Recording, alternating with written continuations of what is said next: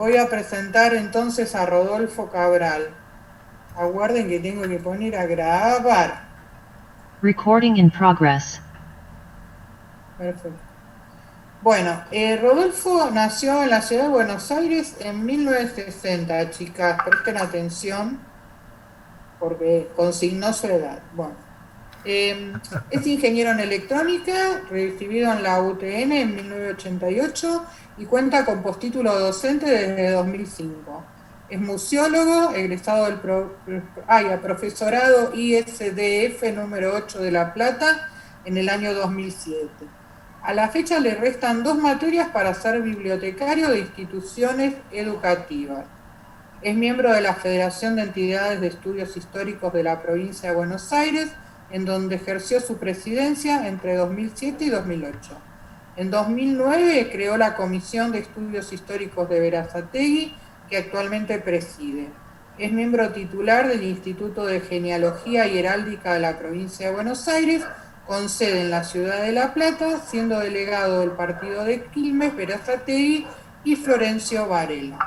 Fue director de museos del partido de Quilmes entre febrero de 2008 y 2011. Es socio fundador de Pueblo Quilmes, agrupación histórica cultural creada en 2016, y también socio fundador de APRODEMUS, Asociación Profesional de Museólogos, siendo actualmente su secretario. Ejerce la docencia en escuelas técnicas y es asesor ad honorem de la Dirección de Turismo de Quilmes. Bueno, entonces, Rodolfo, cuando quieras, a ver, estoy grabando. Sí. Comparto. Perfecto, se ve bien. Ponela en presentación, por favor. Sí, sí. Saco esta barra que siempre molesta.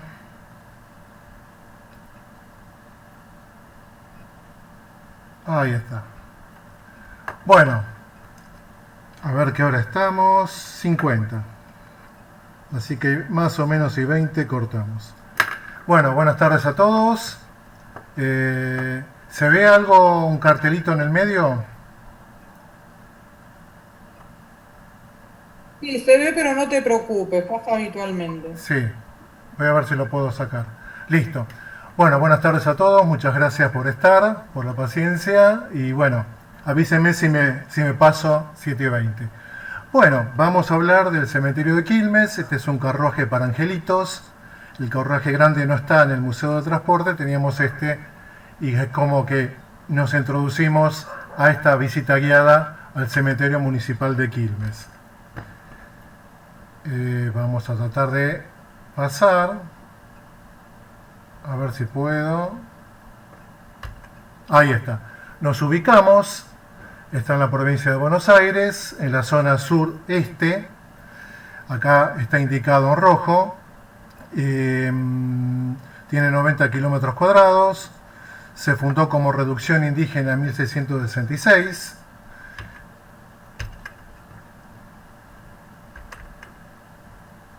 Estamos mal con el tema de pasar. Siguiente. Vamos se puede decir, la parte histórica de Quilmes, donde estaba el primer museo, el primer cementerio, y tuvo 3 ubicaciones hasta la actualidad. Esto es, primero en el número 1, que era el centro propiamente de Quilmes, al lado de la escuela número 1. El 2, que es el cementerio, que es el segundo cementerio, que es el hospital actual. Y tercero, es su posición definitiva, casi en el límite con Berazategui, pegadito de Arroyo Jiménez. Siguiente. Bueno, este es el primer cementerio, que está debajo de la escuela 1, mi escuelita 1. En el año 2002 hicieron unas excavaciones donde se encontraron algunos de los restos, todavía siguen ahí abajo, en los patios donde jugábamos.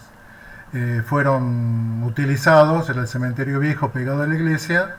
Se hizo la escuela en el año 1863, el nuevo edificio en 1910, Y el edificio que vemos aquí es la nueva municipalidad, estamos hablando de 1910, el edificio era de 1869 aproximadamente, se hicieron estos nuevos edificios sobre el antiguo cementerio. Este es el primero. Se saturó aproximadamente en 1950-53 y se lo pasó actualmente, donde está actualmente el cementerio Isidro Iriarte, que era una antigua quinta. Acá vemos a su director y fundador. Y cuando se saturó el segundo cementerio debido a la fiebre amarilla y al cólera en la época de la guerra del Paraguay, cuando terminaba, se hizo el tercer cementerio en las tierras de La Guarda y Clark. Acá vemos la entrada antigua, 1900, se edificó esta entrada, y en 1952, de estilo monumentalista, esta entrada que está actualmente. A la izquierda tenemos una capilla y entrando es la calle número 2, que es la principal. Así que nos introducimos al cementerio. Lo vamos a describir. Lástima que yo veo que el carlí... Ahí está. Se eliminó ese cartel molesto. Bueno, tenemos forma irregular. Rodolfo, Sí. generalmente ese cartel aparece porque tenés otras ventanas abiertas, pero si vos dejás de compartir y compartís de nuevo, lo más seguro es que desaparezca. A ver, vamos a intentarlo. Dale.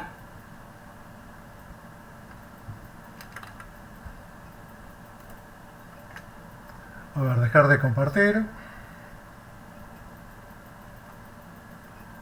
Ahí está. Dejar de compartir.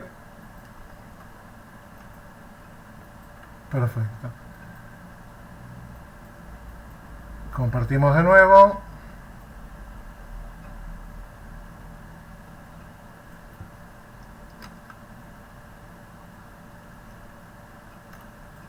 Ahí está.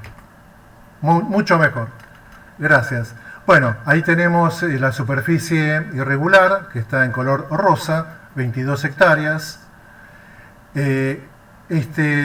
Cuadrado rojo es el cementerio Disidentes para católicos apostólicos no católicos apostólicos romanos, generalmente protestantes, anglicanos, reformados, presbiterianos, muy común en la población británica. Está en una de las calles principales, Mitre, y la otra es La Guarda, a unas 15 cuadras de la estación de Espeleta, un poco alejado del centro de Quilmes. En ese momento, pegado contra el Arroyo Jiménez, era prácticamente el campo. Muy bien, eran propiedades de la familia Clark. Acá vemos el cementerio, nuevamente el plano, y esta es la parte histórica.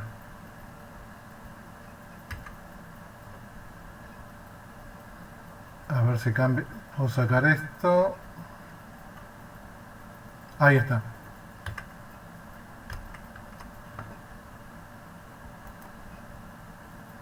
Muy bien, ahí vemos, si se permite las letras, cuál es el cementerio histórico que estamos investigando. Hay 1940 bóvedas en todo el cementerio y estamos investigando para hacer visitas guiadas todo lo que está en letras de color celeste. Vamos primero a los panteones, vamos a los colectivos. Tenemos el panteón de los libres, los primeros libres de Quilmes, se hizo aproximadamente en 1915, estilo clásico sencillo, y lógicamente tiene reminiscencias masonas. El panteón, que ahora es del Rosario, que pertenece al cementerio, pero fue originalmente el panteón de los docentes, hecho por el maestro, el director de escuela número 1 y luego inspector de la provincia de Buenos Aires, Atanasio Lanz. Ahora es del municipio, que lo ha arreglado y luce bastante bien. Seguimos con la Sociedad Española, que no es un panteón, sino que se entierra, y con las plaquitas de los socios. Fue, junto con la italiana, las dos sociedades más antiguas. Vamos también en Sepultura en Tierra, perteneciente a la diócesis de Quilmes, donde están enterrados los sacerdotes que han trabajado y vivido en la diócesis que corresponde a los partidos de Quilmes, Berazategui y Florencio Varela, creada en 1976. No iba a hablar de algunos sacerdotes, pero vamos a solamente comentar de dos. Luis Farinello, su trayectoria misionera y política fue muy marcada en su iglesia Caracol, una iglesia en forma de espiral, muy conocida. Él nació en Avellaneda, de padres muy humildes, verdulero, y la madre sirvienta, me lo dijo en una entrevista que le hice por radio. Muy trabajador y prácticamente hasta sus últimos días trabajó en su iglesia Caracol y luego estuvo en una iglesia en un lugar todavía más humilde, en el río de Quilmes. Al otro, bueno, son comentarios ya personales. Eduardo Teddy Blaze, de origen inglés, pero católico, vivía muy cerca de la iglesia, quizás todo lo contrario de Luisito, era quizás más bien aspecto conservador, pero fue el secretario del obispo Jorge Novak, y como dato para destacar, no hizo el seminario, fue sacerdote, yo lo conocí como diácono, no estudió en un seminario. Novak le dijo que le veía mucha garra, mucha polenta, diría, y hizo todas las materias libres, estudiando por su cuenta y dando ante un, supongo, tribunal. Estuve cuando él fue nombrado sacerdote el 12 de diciembre del 78 y bueno, y me bautizó y me casó, una gran persona, falleciendo muy joven. Eduardo Teddy Blaze. Teddy es el apodo. Seguimos con otro panteón, Círculo de Obreros Católicos de Bernal, que también generaron una de las bibliotecas más antiguas, que está ubicada justamente en Bernal, la Biblioteca Estrada. Está un poquito, se puede decir, fuera de uso, con un poco le hace falta mantenimiento. Está en el sector S. Bueno, acá es una de las guiadas que estoy estudiando y estoy proponiendo al municipio, es una guía de derechos humanos. El primero, arrancamos con el panteón de dos militantes comunistas que fueron asesinados por presumo una brigada de derecha que se hacían pasar por policías y los ejecutaron dentro de una reunión a dos de los 12 o 13 participantes, Calvo y Celi, y al año siguiente se hizo este recordatorio por el Consejo Argentino por la Paz, donde hubo una gran procesión cuando se los inhumó, que prácticamente fue del centro de Quilmes y dio vuelta por todo el centro y llegando a Espeleta, unas 25 cuadras. Esto fue en el año 50. Y acá no es un panteón, sino que es un cenotafio que recuerda a los fusilados del 56. Acá hubo quilmeños que fueron fusilados en Lanús. Bueno, acá tenemos un panteón. Los que ya escucharon esto lo conocen, lo descubrí hace poquito. Yo buscaba tumbas, encuentro a Foncoch. Es de una familia de dos ingenieros civiles, uno alemán, el otro argentino. El argentino era Máximo Otto Foncoch, que hizo una gran obra pública en la provincia de Buenos Aires. Su hijo, que fue, vamos acá, que fue Máximo Miguel, es el hijo de Máximo Otto, fue abogado. Vivió una vida un poco complicada, falleció su padre, su madre también se fue de la casa, estuvo con su hermana, nació en Río Negro, vivió un tiempo en Berazategui y luego se muda a La Plata.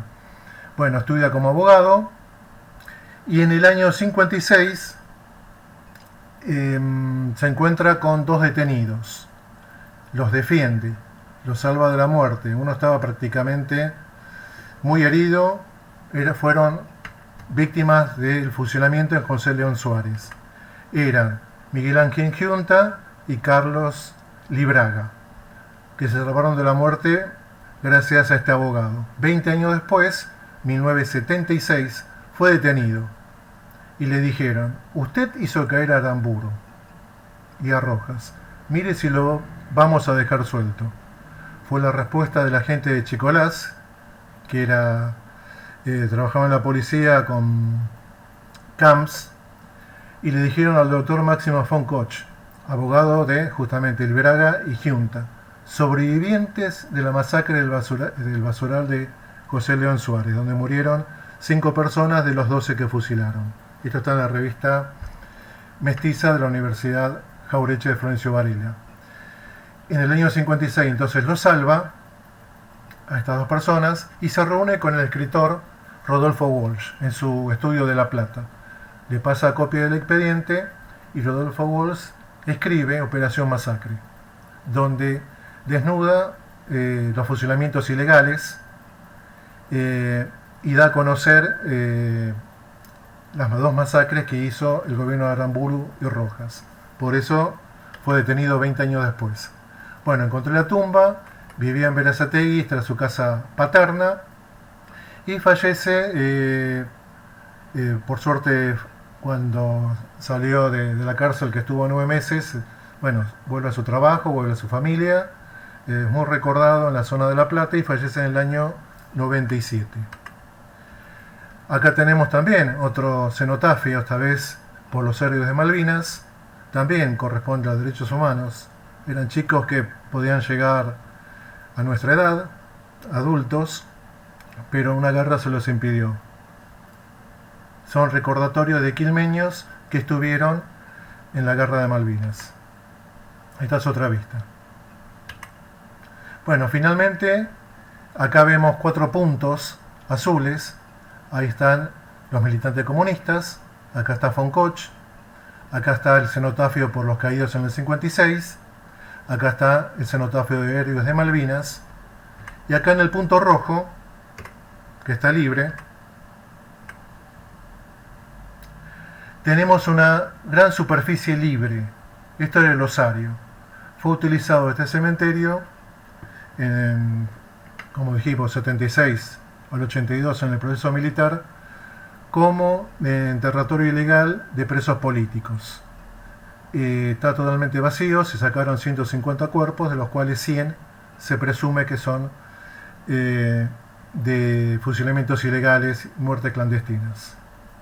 Este es el circuito de derechos humanos.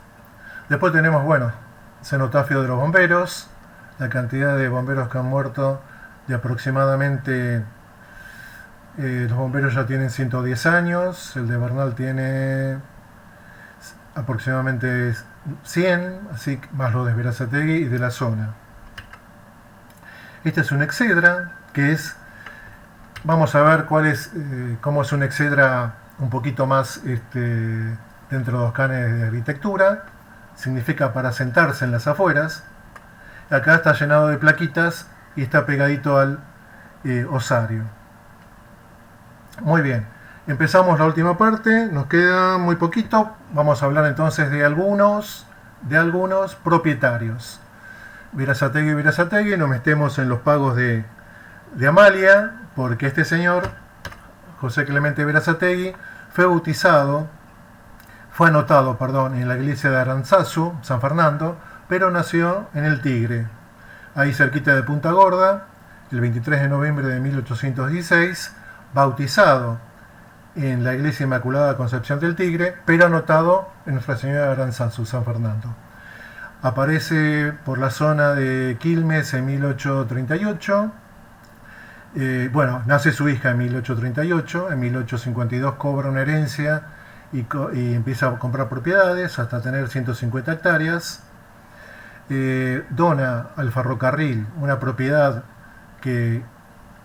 para instalación de la estación, que lleva su nombre, pero el ferrocarril se equivoca y escribe mal su nombre, lo escribe con Z.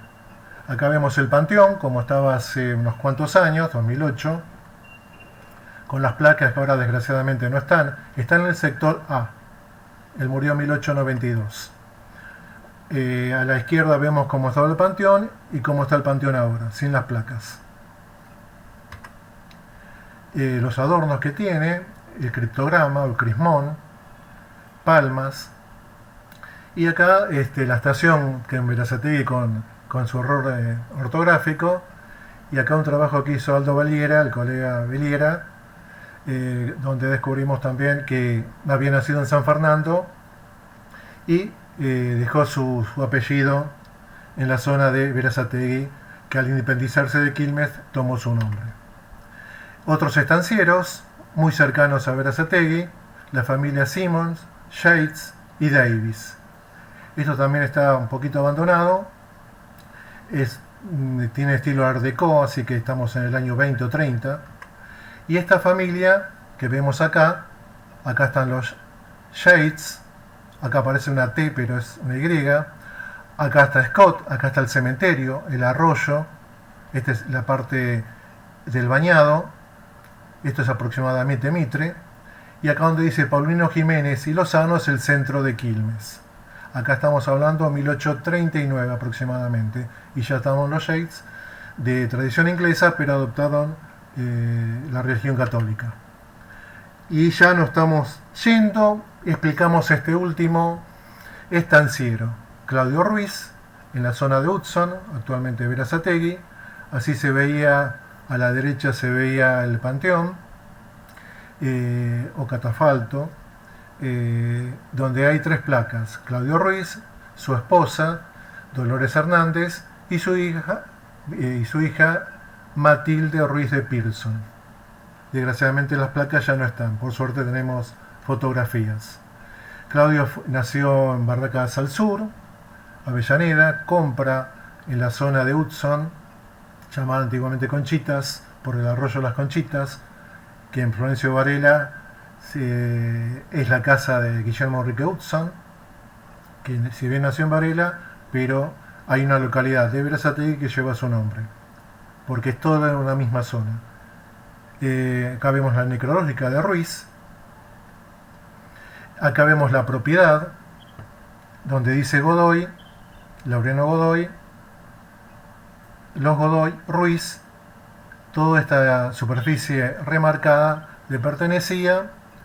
La familia Pearson, con que se casó su hija, capaz que recuerda a algunos que peinamos canas, el desinfectante Pearson.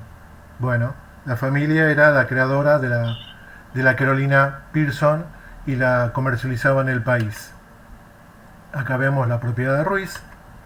Y una foto que me ha llegado hace muy poquito gracias a la familia Litwin y sobre todo a Luba, a su hermana Nadia, Igor, que ya no está con nosotros, cómo era ese pequeño casco de estancia de Claudio Ruiz. Donó, como detalle importante, como digno generación del 80, donó una escuela y una iglesia en la zona.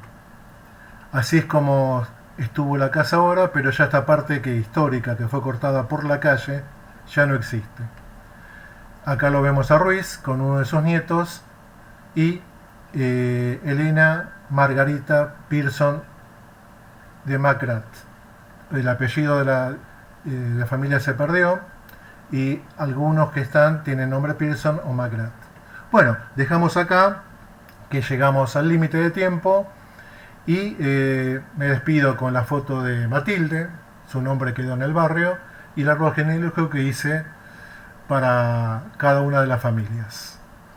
Entonces, muchísimas gracias por la atención y seguiremos en otro momento. Sí, en otro momento, porque la verdad que es muy interesante, impactante ver las esculturas ausentes, ¿no? Muy buen trabajo de relevamiento, bueno, ya estoy al tanto de que no es la primera vez que te escucho, pero un cementerio muy, muy interesante, así que en algún momento... Y poco trabajado, muy poquito trabajado. Muy poco trabajado, así que tenés mucho material. Mucho que hacer. Mucho que hacer, pero lo sabés hacer y lo haces muy bien. Muchas gracias. Preguntas para Rodolfo. El sur también existe. Recording stopped.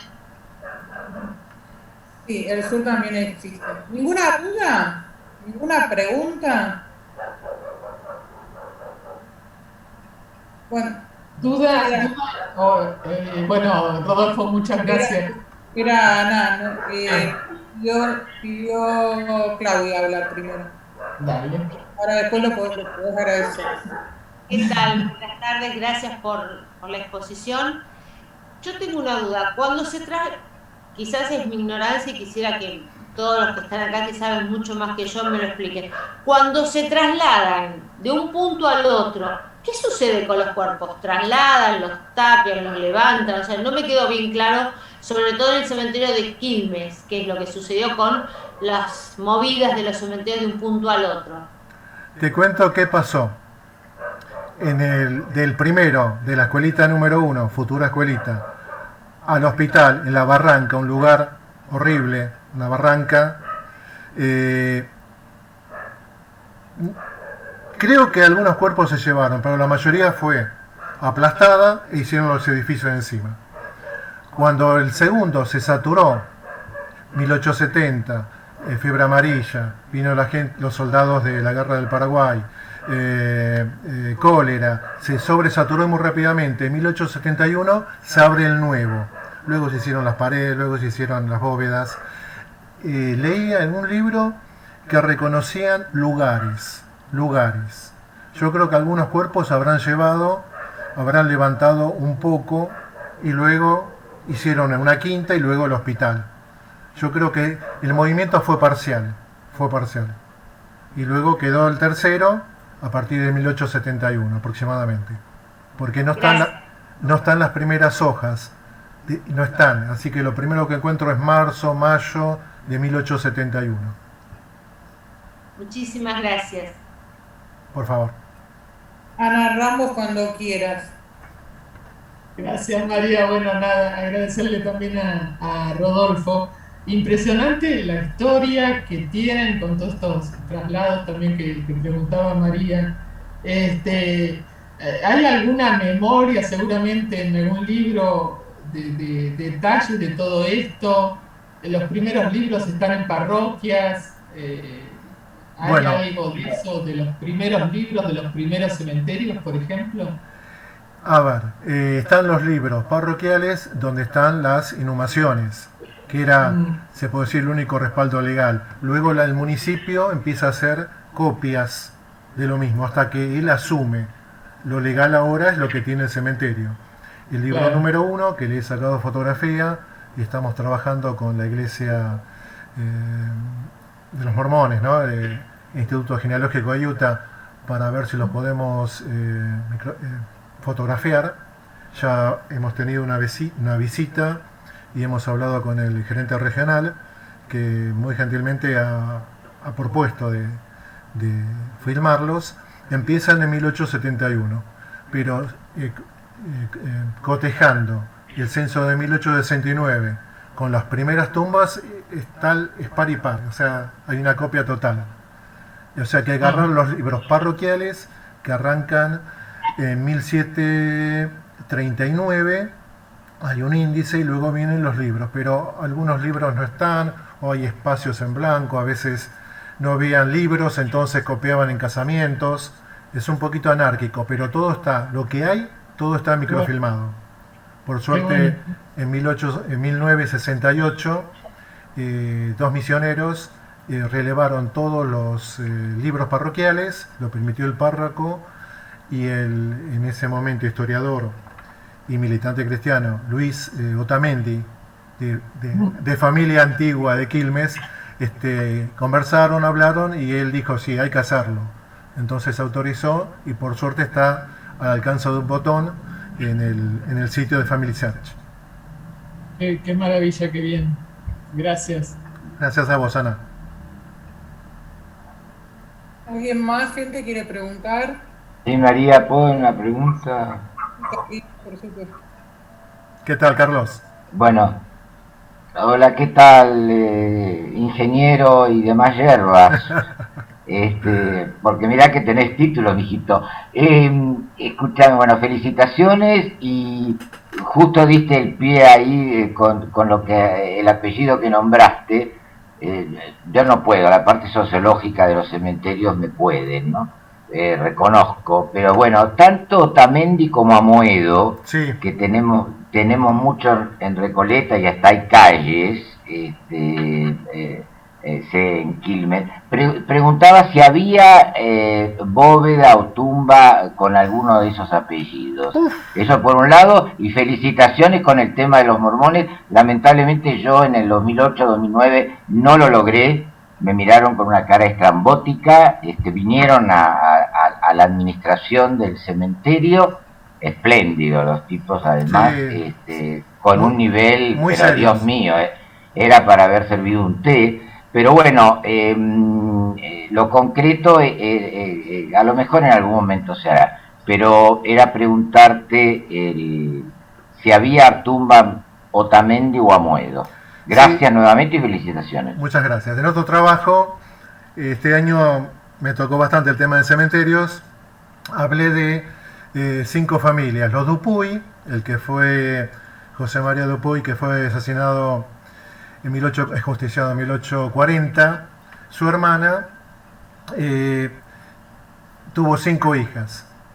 Perdón, él tuvo 5 hijas. Se casaron con unas 5 familias de Quilmes: Otamendi, Matienzo, Iturralde, Amoedo, y me falta uno, Iturralde y Laburt. Bueno, de Otamendi hay 3 o 4 panteones, de Laburt hay 2, de Andrés Barando, otra familia, pero de otra rama política, también hay uno muy importante que no llegamos a verlo. Y los Matienzo están muy también difundidos. Los que más son, inclusive en las calles hay 3 Otamendi: Augusto Otamendi, ingeniero Eduardo Otamendi, y otro Otamendi en la zona oeste de Quilmes. Matienzo hay, Carlos Morel hay, que es el cuñado de Dupuy. O sea, esa familia generó a través de sus 5 hijas 5 ramas que hasta aún se mantienen. Y todos tuvieron, casi todos, puestos políticos en el consejo escolar, concejal, de intendente, de presidente del municipio. Después, si nos ponemos de acuerdo, te paso algunas fotografías. No llegué ahora por tiempo, pero más adelante había una foto del panteón, de los panteones. Muchas gracias, ingeniero. A través de María, en todo caso, va a mi mail, que ella lo tiene. Perfecto. Perdón María por tanta carga. Ya te anoto. El 4 de septiembre es el Día de la Secretaria, así que ya saben lo que tienen que hacer. Acepto bombones, flores, lo que ustedes quieran. Otra pregunta, Alejandro. Nosotros queremos hacer una preguntita. Vale. Muy buena exposición, Rodolfo, me encantó. Muchas gracias. Muy bien documentado, ¿no? Yo quería hacer por ahí una pregunta sobre la historia antigua de Quilmes, ¿no? A lo mejor no tiene mucho que ver. Los antiguos indígenas Quilmes, el pueblo originario que llegó desde el norte hasta lo que hoy es Quilmes, murieron todos al llegar a la zona que hoy es Quilmes, digamos. ¿Están enterrados en alguno de los cementerios o no se sabe qué pasó con los cuerpos de toda esta gente? Seguramente estaban en el primer cementerio, en el cementerio viejo. Esos huesos que yo te mostré, de cristianos o no, están en la escuela número 1, donde yo jugaba, pegado a la iglesia. Entonces, la iglesia miraba posiblemente hacia las vías, no estaban las vías, y al fondo, hacia la barranca, estarían los cuerpos. Cuando después de 1852 se crean los municipios, después de Caseros, se crea el municipio, se utiliza parte de ese cementerio como escuela y en la propia manzana se hace la primera municipalidad. Así que los blancos de mayor poder económico estaban pegados a la iglesia, los indios, o más pobres, más alejados. Se levantaron en el 2002 algunos cuerpos, pero yo creo que todavía hay. Ahí estaban. En el segundo se declara Quilmes pueblo libre en 1812. Quedaban, presumo, unas 30 familias, pero que ya era muy grande el mestizaje entre blanco, cuando en los libros parroquiales dice indios significa Quilmes. Cuando hay otra etnia tipo Pampa, se pone Pampa.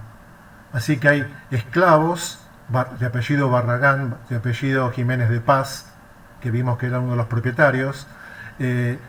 Así que había indios, había negros,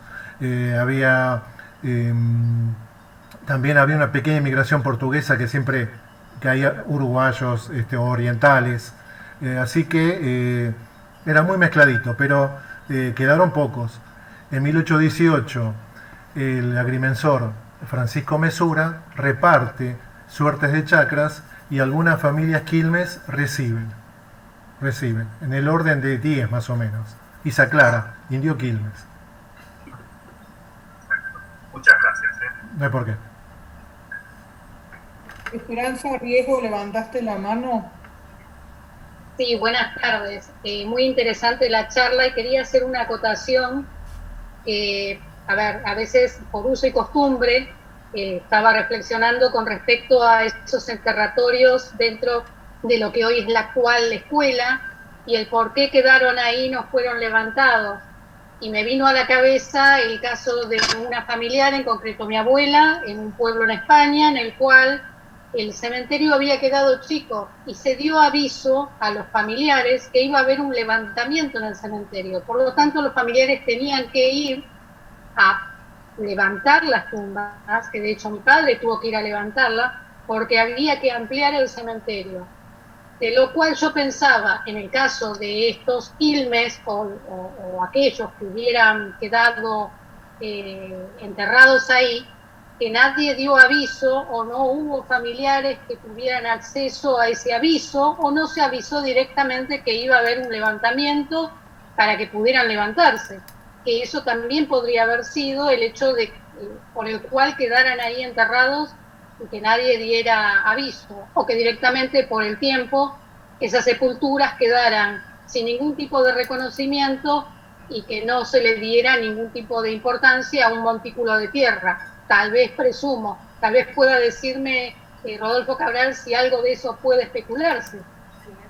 Gracias. Te comento, en 1840 ya el cementerio estaba saturado y se pedía su traslado. Este se hace recién en 1853, después de Casero, después de 1852. Así que yo pienso que una parte se trasladó al nuevo lugar y el resto se tapó. Se tapó. En el 2012 sacaron una cierta cantidad que se lo llevó para investigar al Museo de la Plata. Así que sí, puede ser, una parte ya levantado y otra quedó porque ya no quedaban quizás descendientes o no se reconocían las tumbas. Por ejemplo, donde estaba el sargento coronel Ciriaco Cutiño, si bien era de Mendoza, vivió mucho tiempo en Quilmes, que estaba enterrado en lo que es la Recoleta, se perdió su posición. Así que pensamos que acá también ciertas familias o desaparecieron o se mezclaron o directamente se desentendieron y se utilizó eso. Mi escuela número 1 está un poquito más elevada que el resto y esa no es una zona que se inunde. O sea, 4 cuadras para allá empieza la barranca que tampoco se inunda. Al fondo de la barranca, aproximadamente unas 8 cuadras, ahí con mucha furia puede llegar el agua en el bañado. Así que era un lugar alto, así que me extraña que la escuela 1 tenga escalones, la municipalidad tenga escalones, la iglesia no. Cuando se hizo en el año 92 el patio, el atrio de la iglesia, también se encontraron muchísimos huesos, muchísimos. Así que todo eso era cementerio. Normal en toda comunidad. Cementerio, cabildo, cementerio, iglesia. Así que estaban. ¿Alguien más quiere preguntar, gente?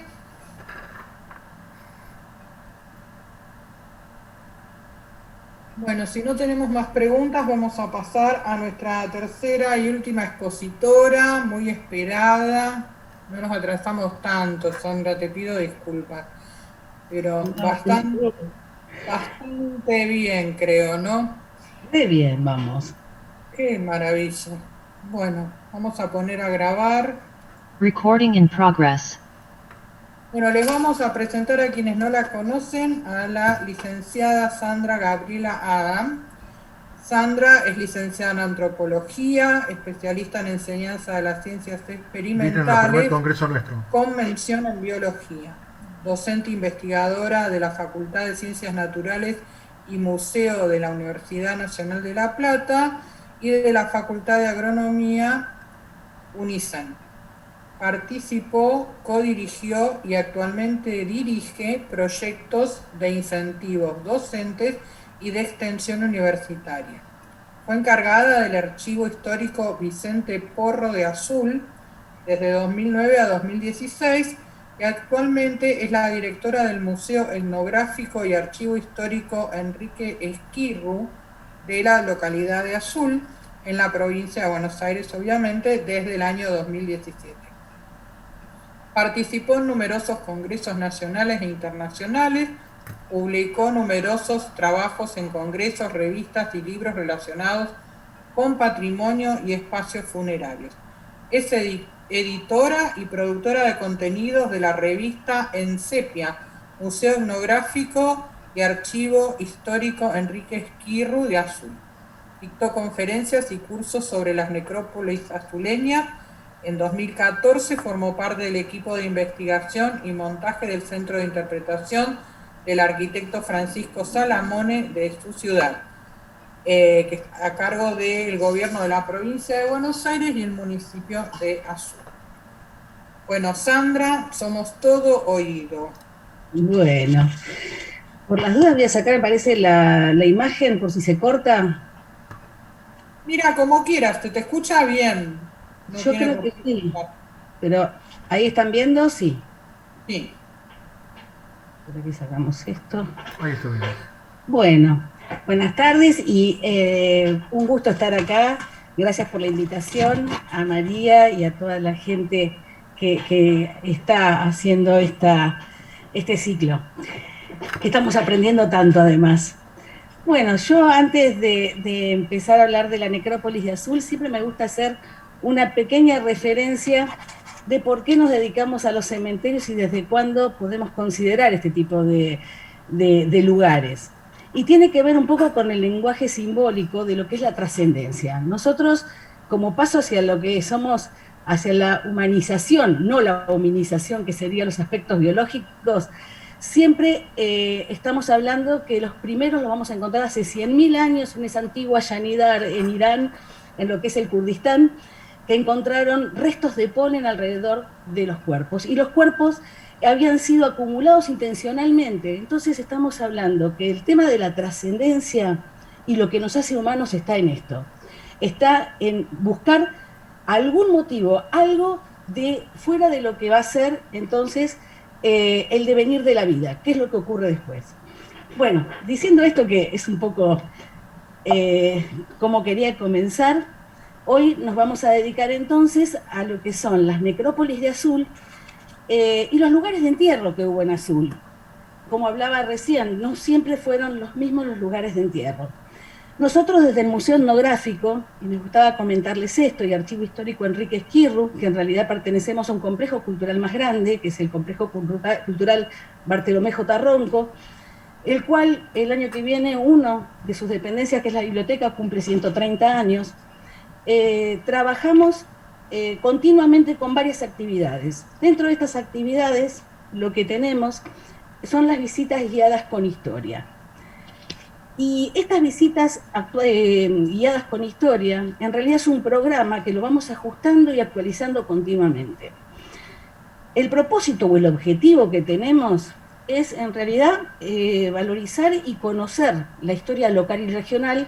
¿A partir de qué? Del patrimonio que tenemos. El patrimonio ya sea tangible e intangible. ¿Y por qué cementerios? Y nosotros encontramos en el cementerio un lugar único en lo que va a ser, pero único en su contenido. ¿Sí? ¿Por qué? Porque ahí se pueden ver casi todas las páginas de la historia como encriptadas, como resguardadas. ¿Sí? Y por ser además un lugar donde no hay movilidad, no hay tanta movilidad edilicia como en el resto de la ciudad, y esto también nos permite que toda la parte identitaria de un lugar quede plasmada ahí, ¿sí? y entonces nos permite hacer una reconstrucción, que es lo que queremos hacer nosotros, a nivel histórico-social, pero de una forma integral y compleja. Entonces, ¿por qué compleja? Es toda la complejidad que va a tener cada uno de los lugares donde se va a sentar la gente, donde va a haber un pueblo, una ciudad, ¿sí? Entonces vamos a ver que ahí podemos descubrir los diferentes actores sociales. En el caso de Azul, todas las relaciones que existieron entre los pueblos originarios, los primeros migrantes que fueron internos de nuestro país, cuando aparecen las migraciones externas, todo el tema de los negros. Acá en Azul funcionaba una sociedad que se llamaban Sociedad de Almas Libres del Congo, y qué presencia tienen ahí, cómo están ubicados en el cementerio, los distintos periodos políticos, económicos, todo va a quedar reflejado, todo va a estar ahí. Entonces lo que planteamos fueron 5 ejes, que son estos que están viendo acá, y no es que siempre que hacemos una visita guiada se van a trabajar estos 5 ejes. A veces es por petición de unos sí y otros no. Hay gente que quiere hablar de familias y personajes azuleños, otros que quieren hablar de simbología, y hacemos ese tipo de visita más personalizada, pero los ejes que nosotros planteamos siempre van a ser la historia de los diferentes lugares de entierro, la cronología, ¿sí? Y la contextualización histórica que se va a dar en cada uno de estos lugares de entierro, ver el reconocimiento de qué tipos de enterratorios encontramos, los diferentes estilos arquitectónicos, las escuelas, lo ecléctico que encontramos en esas unidades arquitectónicas que van a ser o los entierros en tierra, o las bóvedas, o en su momento los nichos. El sistema de creencias, y este sistema de creencias para nosotros es súper importante verlo dentro de lo que es esa iconografía y la iconología, ver la simbología, el significado, y también lo tenemos presente. La historia, como decíamos hoy, de las familias y los personajes, y siempre estamos hablando, que esto les gusta mucho en el tema de las visitas, que son las muertes tempranas, las muertes trágicas, las muertes que tengan que ver con algún aspecto religioso o hechos biológicos inusuales, como es una momificación, por ejemplo, y esos hechos singulares también van a ser relatados.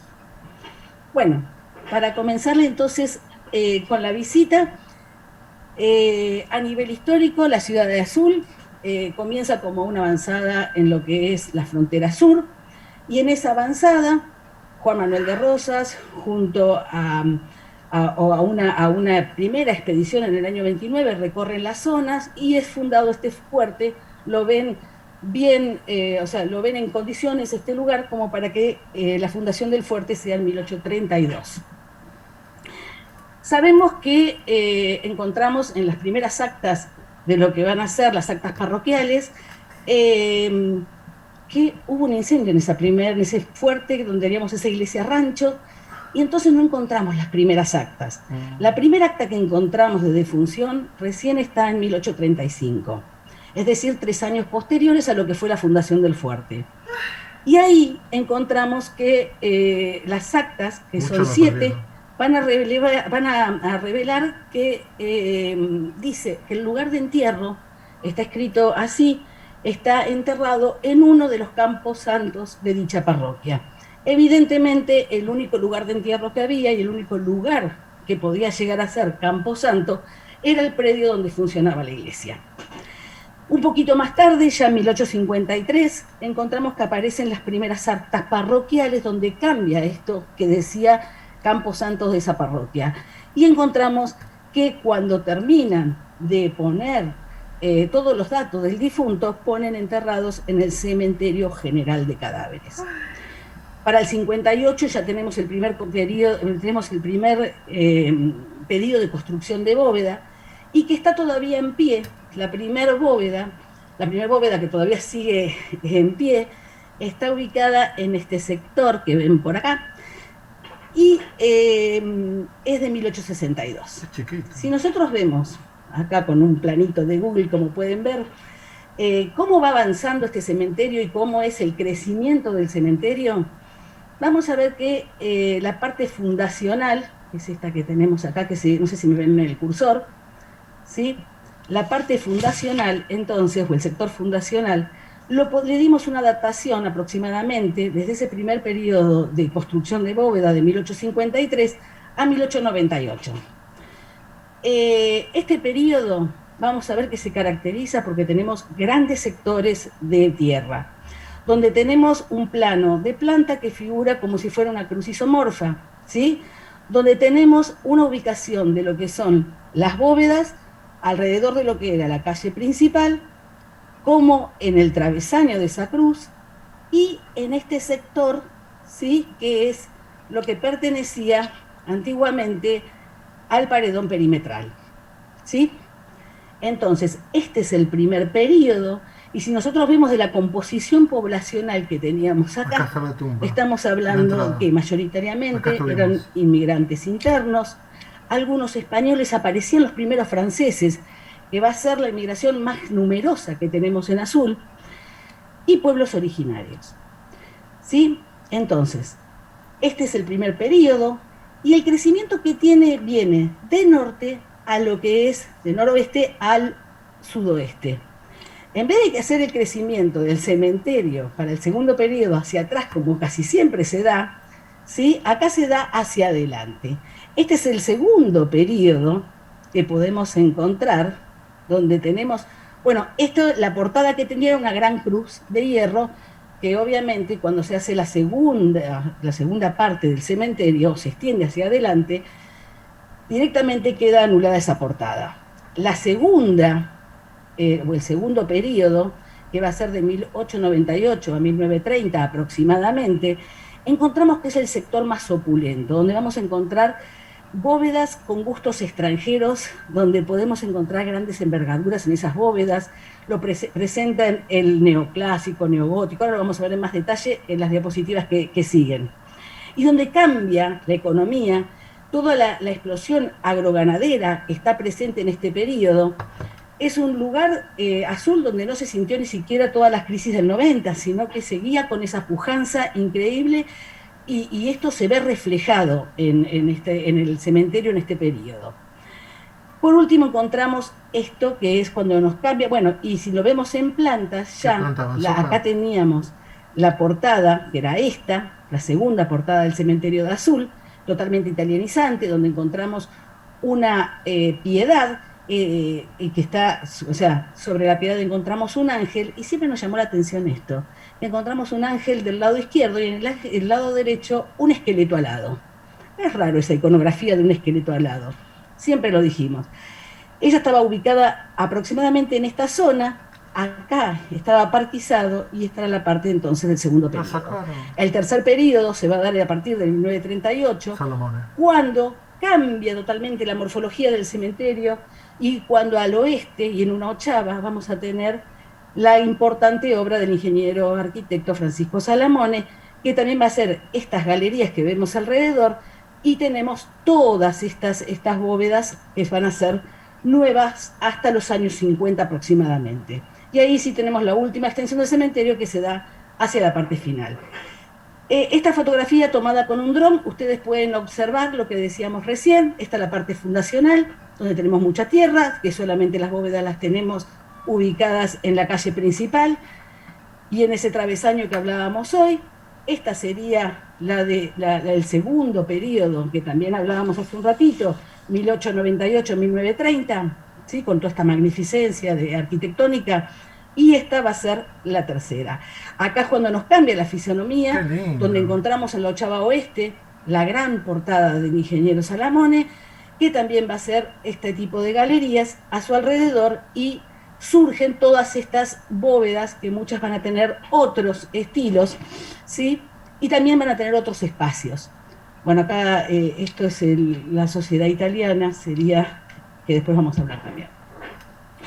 Si nos observamos cada uno de estos periodos, y nosotros podemos ver cuáles son las bóvedas que tenemos y la parte de tierra, observen que la calle es bastante ancha, ¿sí?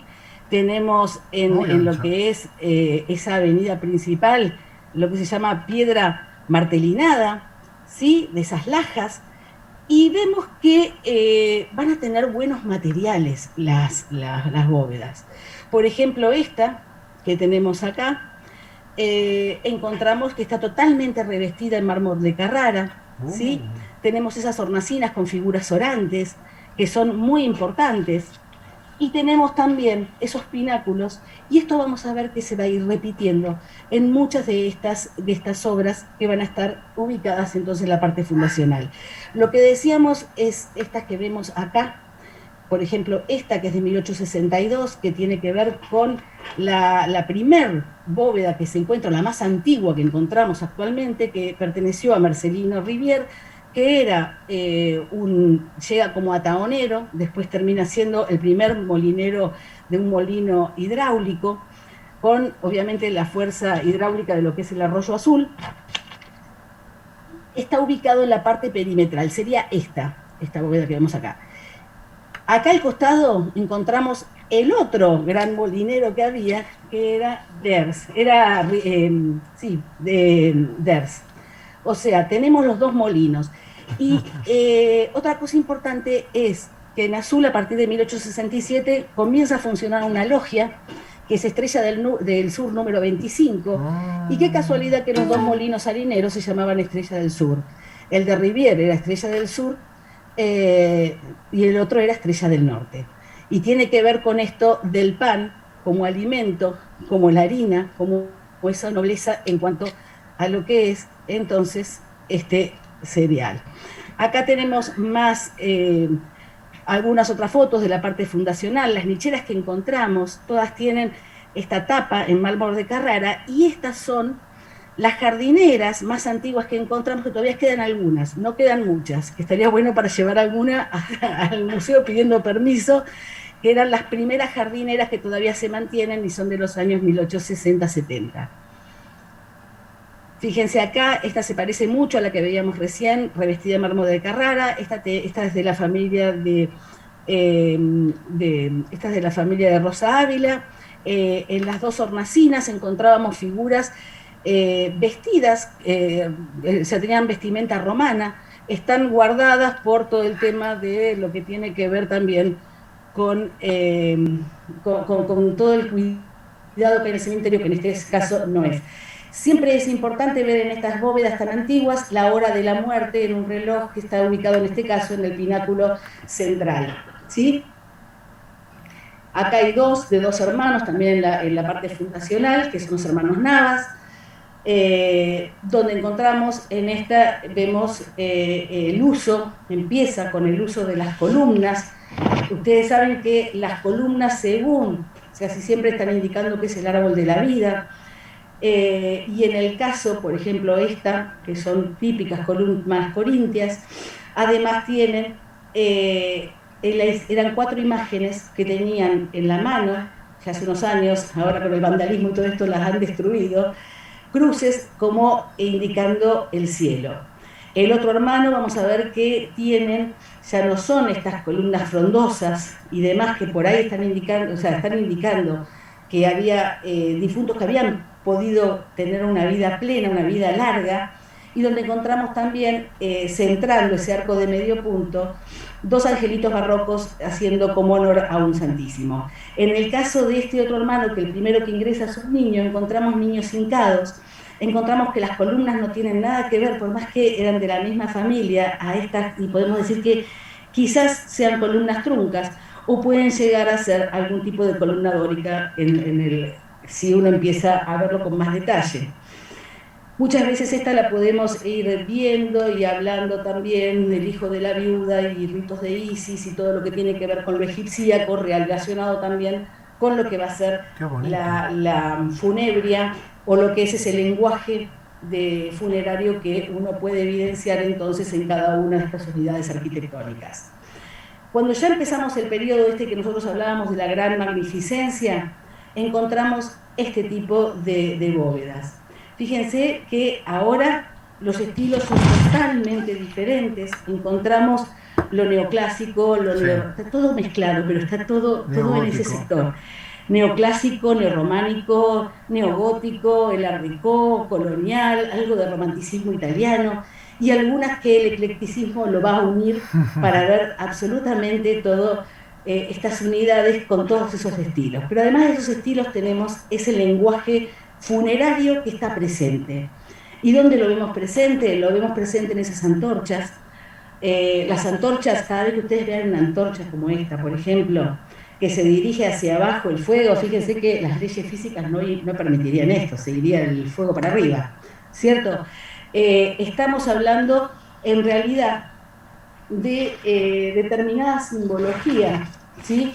Que nos están indicando, quizás en el caso de las antorchas, como que guían el tránsito entonces de los espíritus a las otras vidas. Y representa siempre, que sea fuego, que sea agua, purificación. En este caso, vemos que es la purificación y la iluminación de los que quedamos, porque los que ya trascendieron ya están en la luz. ¿Sí? A ver, que no puedo seguir. Hay otras bóvedas como esta que vemos de Ergue y Señora. Hoy se la han donado hace muy poco a la curia, por eso es que la gente no puede hacer ningún tipo de arreglo en esta bóveda, donde vemos que tiene muchísima simbología, muchísima iconografía presente, desde las clepsidras aladas, desde estas que le dicen dormidera, o la flor de la amapola, las antorchas hacia abajo, las flores de acanto. O sea, tenemos un lenguaje muy complejo. Sin embargo, no es de un arquitecto de acá, sino que son bóvedas que se compraban por catálogo. Hemos visto una bóveda gemela de estas en el cementerio acá de las Flores. Entonces, muchas veces indicar o hablar de lo que puede llegar a ser, no sé, una sociedad secreta, lo hermético y demás, está como más alejado de la familia que la requiere, que quizás son por los gustos que tienen en ese momento, o el arquitecto o el quien se está vendiendo esa bóveda. Y también es importante reconocer esto. Ángeles también vamos a encontrar, usos de cúpulas continuamente. Fíjense estas que son de una familia muy conocida acá en Azul, que sería la familia Piazza, la cual tenían muchas empresas, desde jabonería, cervecería, tenían lo que era almacén de cueros y demás. Los Sopranos. Y que vemos también una simbología, como hablábamos, las antorchas. Fíjense la cantidad de antorchas que tiene esta puerta, la cual fue pedida a Buenos Aires. O sea, acá no había broncerías que podrían llegar a hacer este tipo de trabajo, ¿sí? Y vemos que cuando están inclinadas, como en el caso de la parte superior, están indicando, ¿sí? Si llegan a estar inclinadas así, la extinción de la vida. Y si además de estar inclinadas, están atadas, entonces estamos hablando de que sería una bóveda quizás masónica, o una simbología quizás masónica, donde está también representando la hermandad. Estos símbolos que lo van a encontrar continuamente en el cementerio, que son los alfas y omegas, serían el principio y el fin, ¿sí? Que se junta en lo que van a ser el cristianismo, la figura de Cristo como principio y fin. Y todo lo que tienen arriba, que también se va a ver representado y está asiduamente repetido, van a ser esas lámparas votivas. Y las lámparas votivas las vamos a ver hasta en la portada nueva de Salamone, ¿cierto? Son parte del aljuar litúrgico, se les dice. Indican que ese lugar es sagrado, que contiene la llama, contiene el fuego eterno, ¿sí? Y en realidad también es la presencia divina, la presencia de Dios. Serían lámparas que nunca se apagan. Y por eso también es muy importante. Vamos a ver que las distintas lámparas votivas van a tener resoluciones técnico-decorativas que van a ser miles, van a ser múltiples. Otra cosa que podemos ver cuando recorremos el cementerio y en esta parte, ¿sí? Sobre todo la parte más antigua de la segunda parte, si así se lo puede decir, es este bandeado en lo que son las bóvedas. Y entonces estamos hablando de un mármol de Carrara que se va a estar, bandeado con una caliza negra, que nosotros le dimos el nombre de Florentino. En realidad es porque hacíamos alusión quizás a la Catedral de Florencia, y que nos hacía recordar eso. Seguramente hay artesanos en ese momento que tenían esta habilidad y la podían llegar a repetir en lo que iban a hacer entonces, como en este caso, en las bóvedas. Hemos relevado 35 bóvedas, que nosotros le dimos llamar Florentino, y vemos que siempre, o casi siempre, y hay muchas bóvedas que lo tienen, es esto. Son las dos columnas sostenidas por lo que es un delta, ¿sí?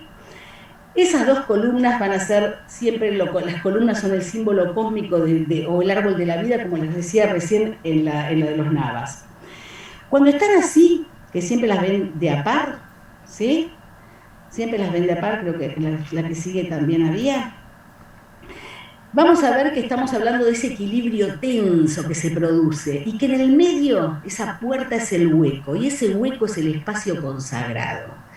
Es decir, ¿por qué es el espacio consagrado? Porque ahí tenemos el altar, que está ubicado en lo alto, en la parte más alta, es el lugar del sacrificio, ¿sí? Si estamos hablando de masonería, estamos hablando, quizás hacemos reminiscencia a lo que son la leyenda de Hiram, ¿sí? Como ese que manda el rey de Tiro para hacer el templo de Salomón. Bueno, después, si quieren, yo en algún momento les cuento todas las leyendas y que tiene que ver con todo esto.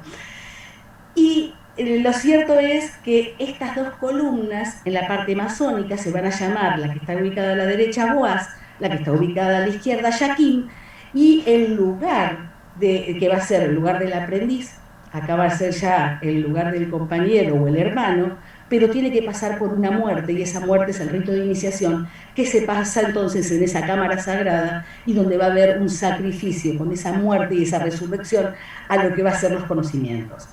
Por eso esto lo vamos a ver repetido. A veces en el cementerio de azul ocurre, como en este caso, que duplica absolutamente todos los símbolos. Fíjense que tiene 2 paredes de columna, 2 deltas, es como que me va a repetir absolutamente todo.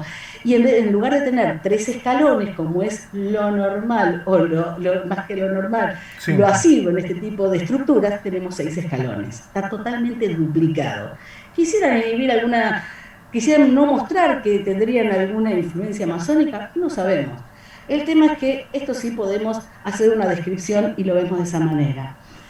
El otro estilo que encontramos, y lo encontramos también repetido, es este, que nosotros lo llamamos pisano, el otro hacía referencia a Florencia, este a Pisa, donde el bandeado va a ser de distintos tamaños. Fíjense que existe un bandeado ancho, pero el mármol está ubicado en una forma mucho más débil o mucho más angosto. Y de estas también tenemos relevadas bastantes. Bueno, esta parte o esta estructura de las 2 columnas y lo que es el delta se ve repetido continuamente. Todo esto que veíamos con esa magnificencia, con esa cantidad de elementos arquitectónicos, simbologías y demás, ocurre entonces en ese periodo. Pero ese periodo además está como un poco salpicado, manchado, porque algo que nos unifica, como es la muerte, ¿sí? A todos los seres humanos nos unifica la muerte. En el caso de Azul, es el momento donde se hace distingo sobre la muerte. ¿Y por qué hablamos de distingo? Es el momento donde encontramos que el cementerio general de cadáveres, como hablábamos hace un rato, pasa a ser cementerio central. Y si tenemos cementerio central, tenemos una periferia. Y la periferia se llamaba cementerio de pobres o del oeste, que lo ubicaban a la margen izquierda del arroyo. No les conté, Azul está dividido por un arroyo, que es el arroyo Azul, margen derecha se sitúa el fuerte y dicen que es la parte del europeo, margen izquierda sería la parte de los pueblos originarios. Pero además de eso hay otro elemento que ocurre, otro elemento no, sino otro proceso que está ocurriendo, que son las migraciones y la llegada del ferrocarril del sur. Con la llegada del ferrocarril del sur, lo que vamos a encontrar es que un sector del cementerio se extiende hacia la derecha un nuevo sector que se llama cementerio de disidentes. Tiene que ver un poco con la llegada del ferrocarril, donde nosotros fuimos punta de riel, ¿sí? Y esa punta de riel duró varios años. En realidad fuimos punta de riel desde 1871 a 1880. Y ahí trajo mucha gente, muchos ingleses que venían con el tema de ser trabajadores del tren, y entonces encontramos este cementerio que está dedicado a lo que van a llamar un espacio para entierro de personas con creencias ajenas a los judeocristianos. Encontramos anglicanos, luteranos, ortodoxos rusos. ¿Por qué ortodoxos rusos? En realidad es porque en el 1878, los mandan a los rusos alemanes que llegan, ellos llegan en realidad para la Navidad, y los van a poner en un tren hasta donde llegue, donde llegaba Azul. Entonces, la colonia madre de los rusos alemanes está ubicada a unos kilómetros de acá de Azul, que sería Colonia Hinojo, y sus ritos lo hacían acá en Azul y sus entierros los hacían en Azul, porque ellos siguieron caminando un poco más y fundaron su primera colonia. Por eso es que encontramos estas lápidas escritas en el idioma de origen, que va a ser inglés, también encontramos alguna en cirílico, y encontramos también lápidas que tienen que ver con la masonería, donde ya ni se esconden los símbolos, ni tenemos que estar diciendo muchos marejos para encontrarlos. Por ejemplo, esta, donde directamente la logia, Eureka Logia número 106, le dedica o le erige esta piedra, como dice ahí, a esta persona, a Francis Fletcher, que en realidad vemos que toda la parte de ese hermetismo que había y demás, acá no está presente en el de Disidentes. Y lo estamos viendo, eso también se ve y se observa continuamente. Lo que yo le estaba hablando, que el mismo periodo ese de las bóvedas, es el periodo que empezamos con el cementerio de Disidentes, también es el momento que vamos a encontrar el cementerio del oeste o de pobres. En 1856, nos vamos un poquito más lejos, este señor que ven acá, que se llama Manuel Escalada, que era, para ubicarlos, el hermano de Remedios, el cuñado de San Martín, viene como jefe de campaña y compra con su dinero las tierras que están ubicadas donde estaban los pueblos originarios y llama Villa Fidelidad porque ahí iban a vivir los indios fieles al Ejército Nacional. ¿Qué pasa? Fíjense que hace un planeamiento urbanístico totalmente europeo, con una plaza, calles, manzanas con cuatro espacios que se iba dividiendo. Sin embargo, esto nunca se cumplimentó bien porque el espacio y el manejo del espacio del pueblo originario es totalmente diferente a lo que se veía. Al principio los muertos los enterraban directamente cerca de lo que se llamó Villa Fidelidad. Después fueron enterrados en el cementerio general de cadáveres, pero a partir también de 1880 y pico, no tenemos ese pico, aparece este cementerio que, como decían y como dicen los documentos, que a veces nos da cosas cuando uno lee ese tipo de documentación, hablan que es un cementerio que se consideraba para inferiores, infieles, pobres de solemnidad, pardos y algunos criollos. Y este cementerio, ¿sí?, funcionó hasta los años 50. Acá están las dependencias donde teníamos una sala de autopsias, una sala de velatorios y había un pequeño oratorio. Esto estaba levantado hasta hace no más de 8 años, ahora se ha tirado abajo. Lo importante es que si bien se van a unificar todos los cementerios, hoy estaban hablando con ustedes hace un ratito de los traslados. ¿Qué pasa con los traslados? Acá en 1950, un intendente llamado Mahler habla de basta de las sepulturas de la discriminación. Hay un montón de documentos que así lo acreditan, que esto se tenía que unificar y que ya no iba a ser más cementerio central y cementerio del oeste, sino que iba a ser cementerio único de Azul. Esos traslados se hacen hasta cierto punto, como hablábamos recién. Llega un momento, igual acá justo es en el año 50, le dieron 5 años para hacer los traslados, la gente venían con bicicletas y traían los restos, los dejaban en la puerta del cementerio, el que no conseguía a alguien que tuviera una bóveda o algo para dejarlos, pero eran los que tenían deudos. El resto no pudo trasladarlo. El municipio hizo un intento de traslado y hizo esto que ven acá arriba, hacia la derecha, que es un osario común para la gente del cementerio del oeste. Igual sabemos que no se trasladó por completo. ¿Y por qué lo sabemos? Porque en los años 80 traen un plan Fonavi, que era para ubicar un barrio de 120 viviendas atrás del otro cementerio que hay, del cementerio grande. Pero ¿qué pasó? 56 no se sabe por qué, las derivaron y son estas que ven acá. Sin haber hecho un estudio previo de lo que es el suelo, la gente hoy no tiene escritura y sufre el tema de que se han hecho hormigueros y es como haber hecho un barro arriba de un queso gruyère. Yo siempre digo lo mismo, las casas se van cayendo porque la materia orgánica obviamente dejó huecos. Entonces tienen una problemática importantísima por hoy esa gente, ¿sí? Bueno, nosotros estamos trabajando también con esa gente. Y dentro de lo que es este osario tenemos esto que ven acá, este señor que ven acá, que se llama Santiago Avendaño, y que era el traductor, quería que le digan él, todos lo conocen como el lenguaraz de Cipriano Catriel, del cacique, que es ajusticiado y decapitado él junto al cacique Cipriano Catriel en 1874, y que hay toda una confusión con las cabezas y los postcráneos. En realidad la familia Montenegro una familia zuleña que Avendaño se había casado con una Montenegro, le tiran la cabeza de Catriel y la cabeza de Avendaño nunca aparece. La familia, bueno, hay toda una historia con la cabeza de Catriel que si quieren algún día se los cuento, hasta que nosotros la recuperamos hace 3 años, que fuimos a Parques Nacionales donde terminó estando por último la cabeza de Catriel. Lo cierto es que Santiago Avendaño es enterrado posteriormente en el cementerio el postcraneal, no lo terminaban de reconocer la familia, en lo que era el cementerio del oeste, y por eso es que tiene acá un recordatorio de haber estado ahí.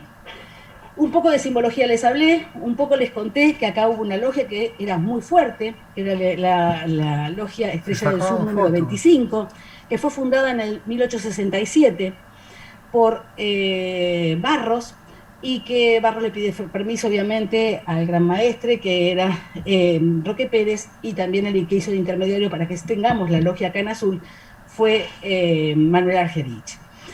Este es uno de los elementos que tenemos en el museo, donde encontramos el primer bibliotecario de Azul, que es López Claro, que tiene su banda masónica, el cuadro de la logia, tenemos bandas, tenemos un montón de cosas de la logia, y está bueno reconocer sus elementos dentro de lo que es también la iconografía funeraria. Acá les muestro, pero muy rápido porque si no vamos a ir mal con el tiempo, el delta con el ojo de Gadu, el ojo del gran arquitecto del universo. Podemos ver las hojas de acanto, las antorchas que ya habíamos hablado, del tema de las clepsidras reloj de arena, se llama hidra porque obviamente al principio esos relojes eran de agua, pero bueno, que en realidad lo que significa es la inversión del mundo superior con lo inferior, es el fluir del tiempo, que es constante, que es cíclico, ¿sí? Es esa inexorabilidad de la muerte, que no puede no ocurrir, ¿sí? Es el tiempo en todo lo que se ve, cuando uno encuentra esta iconografía, lo ven como una creación humana, no que es una creación divina, el tiempo, y que la vida solamente es aparente. Lo único real es, en realidad, sería el no tiempo, es decir, es el infinito. Acá podemos ver un caduceo envolviendo algo perecedero como es la vida. O sea, vemos que ya no tiene carne, o sea, es una calavera, donde ya todo ese tejido blando se desarmó, ya no está, ya no existe, pero que esas dos serpientes entrecruzadas son los contrarios y que muchas veces uno relaciona con lo gnóstico, lo estado con el conocimiento. Posteriormente se usa también el caduceo por lo general con los negocios y demás, o con la medicina, pero es posterior, ¿sí? Esto que ven acá es un candado de un obelisco que tenemos 2 obeliscos en lo que es el recorrido de nuestro cementerio, y este es un candado que si ustedes ven acá el perfil de una esfinge alada, que es Mat, que tiene su plumita, porque es el juicio de Osiris, está representando el juicio de Osiris, y este que tenemos acá, que es la esfinge masculina, sería Tot. Los dos, y acá tenemos la flor del papiro, que la tenemos en el medio como el libro de los muertos. En realidad ese juicio, eso de pesar el corazón, ¿qué pasa con una vez que estaba muerto le pesaba en el corazón ese juicio que iba a hacer Osiris con sus 3 dioses, que iba a ser Osiris, Tot y Anubis? Encontramos que tenían la pluma de la justicia, que era la de Mat, que la tenemos acá, ¿sí? Tenía que pesar más que lo que era el corazón. Y entonces ahí se sabía si iban o no iban a la eternidad. Si no, obviamente había un bicho que era totalmente horrible, que se llamaba Amit, que era una especie de cocodrilo, hipopótamo, león, que devoraba esos corazones cuando esa alma no pasaba este juicio de Osiris. No sé por qué puedo contar eso, pero no importa. Acá tenemos uno de los obeliscos, donde vemos también la parte simbólica, vemos el disco solar alado, todo lo que tiene alas. Además, ustedes recuerden que tiene que ver con la liviandad, tiene que ver con la trascendencia. Ya, si está alado, está a otro nivel, no está en el nivel de la tierra, ¿sí? Ya trascendió, ya es un nivel espiritual. Acá encontramos, bueno, estas son mariposas nocturnas, con esa caducidad de su vida, el uruburu, esa serpiente que muestra un infinito comiéndose la cola, y acá tenemos otra vez el delta luminoso con el ojo del gran arquitecto Odegadu. Este es del obelisco de la familia Connolly. Y siempre rodeando, cuando estamos hablando de estos periodos, son rejas, la reja es perimetral y es totalmente artesanal. Y llegamos quizás a la llegamos a la última parte, ¿sí? De lo que es el cementerio, que en realidad el último periodo nosotros podemos ubicar también entre 1925 y 1940 aproximadamente, porque hay un montón de acontecimientos, podemos decir, relevantes a nivel nacional e internacional, y se ve, se refleja, todo se refleja en el cementerio, en la estética. Siguen arquitectos que están recibidos en Buenos Aires. En ese momento era la Escuela de Arquitectura de la Facultad de Ciencias Exactas, Físicas y Naturales de la UBA, y tenemos arquitectos locales. Vienen con toda una influencia nueva, como una refrescada de todo eso, y totalmente influenciados por aquella vieja Exposición Universal de París del 900, el Art Déco, la Escuela de la Bauhaus, vienen muy, y sobre todo los descubrimientos arqueológicos en Egipto, el tema de que en el 22 Carter había descubierto en el Valle de los Reyes a la tumba de Tutankamón, y ahí habla también un lenguaje nuevo, aparece, con sistemas constructivos nuevos, monumentalidad, otras perspectivas, grandes bloques, la solidez era la estrella, ¿sí? Y el concepto de la inmortalidad y la trascendencia otra vez está presente y se refleja entonces en estas obras y en la piedra tallada. Sabemos que es el momento que va a ser en 1938, donde irrumpen en azul las obras de Salamone. Y no puedo cambiar de diapositiva. Acá podemos llegar acá vemos la inauguración de lo que fue el monumento de la plaza, Fresco. Donde en ese momento viene el que estaba reemplazando al presidente, que era el vicepresidente Castillo. Acá tenemos al gobernador de ese momento, Fresco, el intendente de Azul, este es Carús, Agustín Carús, el sacerdote Cáneva, son todas personalidades muy conocidas. Y es el momento también que cambia la fisonomía, Salamone sabemos, del territorio bonaerense. 20 municipios, estamos hablando más de 65 obras, ¿sí? Y lo importante es que en Azul deja 9 obras, no solamente esa gran portada. Aparte de la portada esta del cementerio que todos reconocen, encontramos el matadero, la portada del parque, esa plaza impresionante que tenemos, yo hablo como, a mí me encanta todo esto, una casa particular, que es la casa del doctor Daneri, ¿sí? Que está ubicada enfrente a la plaza central, y dentro de lo que es el partido también encontramos delegación y matadero de Chillar y de Cacharí. Y llegamos acá, a la nueva portada, a este nuevo contenido, a este cementerio, ¿sí? Que cambia entonces la morfología también en planta.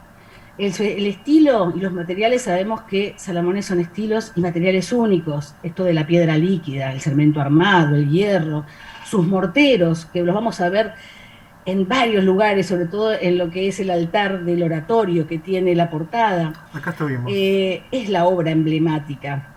En el 2014 sabemos que tuvieron una declaratoria, ¿sí? Como el Monumento Histórico Nacional, con el decreto 11.038, y que vamos a ver que está emplazado, ya habíamos dicho, al oeste, pero que tiene como un desarrollo enorme, son 43 metros de desarrollo, y una altura, acá arriba, de lo que es la cruz, de aproximadamente 21 metros. La obra de Salamone, todos hoy hablar, y adelante de arquitectos me da como me da vergüenza, pero sabemos que es una expresión decorativa colosal, única, donde se mezcla el Art Déco, el constructivismo, el futurismo, la Bauhaus, lo escenográfico, es obra que hay que mirarla de lejos para poderla apreciar, ¿sí? Lo egipcíaco, las líneas esas verticales, toda esa simetría, los grandes volúmenes, y hay un volumen en particular que se aleja, que es el volumen donde va a estar situado este arcángel. Ese arcángel no tiene, esto lo que vemos acá es el contrafrente, ¿sí? De la portada. Este arcángel no tenía un nombre particular. Nosotros desde el museo hicimos varias encuestas para que nos digan quién creían que era. Son muy inverosímiles las respuestas que tenemos. Tenemos un montón tenemos 2 trabajitos escritos sobre esto. Lo que sí llegamos a la conclusión, y todos llegan a la conclusión, que es el arcángel Miguel. Sabemos que en la Biblia encontramos 3 arcángeles: Rafael, me falta uno, y Miguel, me falta uno de los arcángeles que no me voy a acordar ahora. ¿Y por qué decimos que es el arcángel Gabriel. Miguel? Gabriel, ahí está, el que hizo la anunciación, muy bien. Lo tenemos como jefe del ejército celestial. Los atributos de él van a ser la espada, que está presente, siempre está en alto, acá no. La balanza, que no la tenemos, pero que nosotros creemos que todo el tema de la simetría quizás está reflejando esa balanza, ¿sí? ¿Y por qué tiene esa balanza? Porque va a ser un poco lo del juicio final, ¿sí? Será quien pese las almas ese día del juicio final. La espada esta se considera como el arma de la verdad, ¿sí? Y el manto, este manto que lo protege, que también es el que protege a los seres humanos, ¿sí? ¿De quiénes? De los seres malignos. Se considera como el ángel de la muerte porque dicen que es el que da la última chance que esas almas, o la última oportunidad de redimirse antes de morir, ¿sí? Y en realidad lo que a mí me parece, yo a veces yo lo miro y aparte de sus alas facetadas, a mí me fascina esta figura. Muchas veces tiene una armadura, este arcángel Miguel. Acá no le vemos la armadura, pero no sabemos si esto no son guantes de armadura, o si nosotros le sacamos la parte cefálica, si no tengo dibujado un sarcófago también. No sé, son muchas cosas que sí, hace años se me vienen ocurriendo de toda esta imagen, pero bueno, se quedan solamente en hipótesis. Además, entonces, de lo que es el ángel con ese volumen que sobresale de esta portada, encontramos que en sus dependencias contamos acá con oficinas, un oratorio, y tenemos un crematorio donde se ve también la impronta de Salamone en cuanto a esta arquitectura industrial, donde tenemos todo la vimos hace poquito, por donde pasaba la cinta que iba con el cajón, cómo llegaba entonces ahí. Nunca se utilizó igual el crematorio. Y lo que hablábamos de toda esta parte nueva que se desarrolla hacia adelante, que van a estar realizando sobre todo el Art Deco. Este es uno de los arquitectos azuleños más conocidos y el que más obras tiene, que es el arquitecto Blas Ders, que se recibe en el 15 y empieza a hacer su primera obra, se ve en el 21, en el cementerio, y ahí y posteriormente también en la ciudad. Si uno observa todas las bóvedas que él hace, casi todas son de la familia. En este caso, esta es de Campagnoli La Fontaine, donde vemos obras de arte. Fíjense que acá tenemos una obra o un sobrerelieve de Alfredo Bigatti. El título de esa obra es Ánima Doliente. Y hay otra cosa particular que hace Ders, que por más que cambie de socio, vamos a ver que tiene varias firmas, que son los vitrales monócromos, como esta figura llamando al silencio. Esos vitrales monócromos se van a ver repetidos en todo lo que va a ser entonces su arquitectura. Acá tenemos algunos de los arquitectos, que es la particularidad. En otros pueblos de la provincia no ocurre, pero acá sí, que hay arquitectos recibidos desde 1912 y que son los que se llaman a hacer todo este tipo de obras. No vienen de afuera, porque por lo general eran constructores. Acá tenemos arquitectos y eso está bueno. Y se ve reflejado, fíjense, en cada una de estas unidades arquitectónicas. Para mí son una maravilla todo esto. Acá tienen los vitrales monócromos. Y ya para terminar, casi termino, perdón si me pasé, algunos hechos o curiosidades que casi siempre nos piden que se los relatemos son, por ejemplo, esto que salió en Caras y Caretas, cuando encuentran un niño momificado dentro de lo que era una bóveda y dice que todo azul, está atento a esta momia que decía que no desenterraron nada, sino que estaba en bóveda, y donde sacan esta foto y que la podemos encontrar entonces en la Caras y Caretas del 1902. Fíjense que eran todos varones y se ponen como acompañando a la momia esta. También tenemos el honor raro de tener el primer asesino serial de Argentina, que es este señor con esta cara extraña que es Mateo Banks, el cual mata a sus familiares por un tema económico de juego y demás, que termina en lo que es la cárcel del fin del mundo en Ushuaia, y que encontramos al matar toda su familia y 2 empleados rurales, que solamente son entierros, o sea, son enterratorios muy simples con esa reja artesanal porque se habían quedado sin deudos porque el único deudo era el que los había matado. Tenemos también el caso de esta que es Aurorita Martínez, que es una niña que anuncia su muerte, la que se considera acá como una santa popular, y el cementerio tiene también una parte que se llama limbo, donde están los niños que no eran bautizados, que morían antes de ser bautizados, y Aurorita está como presidiendo ese lugar. Está la tumbita esta de Aurorita Martínez, que muere a los 9 años, y atrás de ella están todas las tumbitas de todos los niños en ese limbo que todavía tiene azul.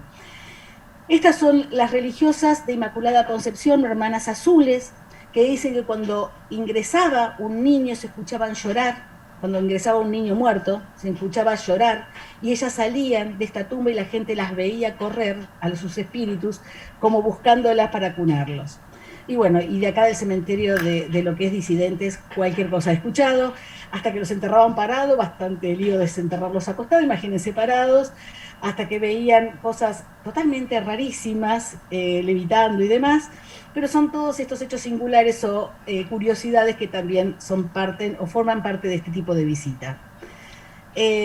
Para concluir, les cuento que tenemos una gran escritora, que es María Alex Urrutia Artieda, que ella muere en el 82, pero que en el 71, como ven acá, había escrito ya su epitafio, y cada vez que terminamos una visita, y pidió además que le planten en lo que iba a ser su tumba, que iba a ser en tierra, ella pidió que sea en tierra, que le planten un ciprés de cementerio, que su género y especie es Cupresum sempervirens, porque es como una flecha al cielo, y siempre hablaban que lo perenne, lo longevo y lo durable le daba la inmortalidad en ese tipo de botánica funeraria. Y cuando terminamos la visita siempre leemos el epitafio de María Alex, y si me permiten se los leo para terminar ya la visita, donde dice: caminante, aquí dice María Alex, mas no creas que yazgo en esta fosa, pues apenas llegada presurosa, me trepé por la savia silenciosa hasta el gajo más alto del ciprés. Y allá estoy, caminante, allá en la altura, como ayer en la tierra y en mi anhelo, rodeada de pájaros y cielos, encendida de canto y de dulzura. Bueno, muchas gracias. Si me pasé, disculpa, les pido. Bueno, muchísimas gracias, Sandra, muy interesante. Acá hay algunas de las visitas, no sé por qué lo puse, y acá hay algunas de las visitas que hacemos. Bueno, ya dejo de compartir. Cerró, ¿no? Sí. Sí, sí. No sé si tenés la cámara apagada o estás oscura. No, ya está. Bueno, muchas gracias, muy, muy interesante. Gente con preguntas. No sé si preguntas. Hola Sandra, ¿cómo estás? Hola, Lana. Impresionante tu ponencia y toda la historia que tienen en ese cementerio, es increíble. Así y me apuré, corté no sabés cuánto. Sí, te vi corriendo en el relato, pero bueno, en algún momento me lo tenés que hacer ahí en vivo. Es increíble lo que nos has relatado, impactante, con todos los condimentos. Así que bueno, hay mucho para sacar ahí en historia, y bueno, y particularmente con Salamone, que no hace mucho estuvimos por ahí en visita técnica, también con hallazgos. Sí. Así que bueno, gracias. Después te seguimos pidiendo cositas. Dale. Gaby Mazón, ¿vos querías preguntar algo?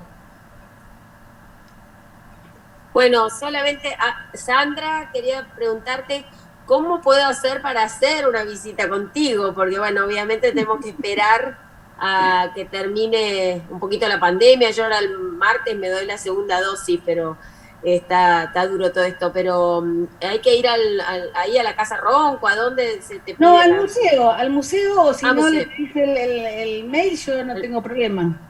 Le voy a pedir a María, me encantaría, Sí. Todos en el complejo estamos totalmente ad honorem hace años, y las visitas también. En realidad todos tenemos nuestro trabajo y todas las tardes estamos en el museo, que también eso es lo que nos da también otro tipo de ganas y demás de hacerlo. Bueno, no, solo también me sumo a lo de Ana, y supongo que todos pensamos lo mismo. Fantástica tu visita, increíble, con una precisión y una riqueza de todo tipo, que la verdad que te lo agradezco, creo que en nombre de todos. Así que bueno, ya nos veremos, Sandra. Cuando quieran. Mira acá. Mira. Bien. ¿Alguien más, gente, quiere preguntar algo?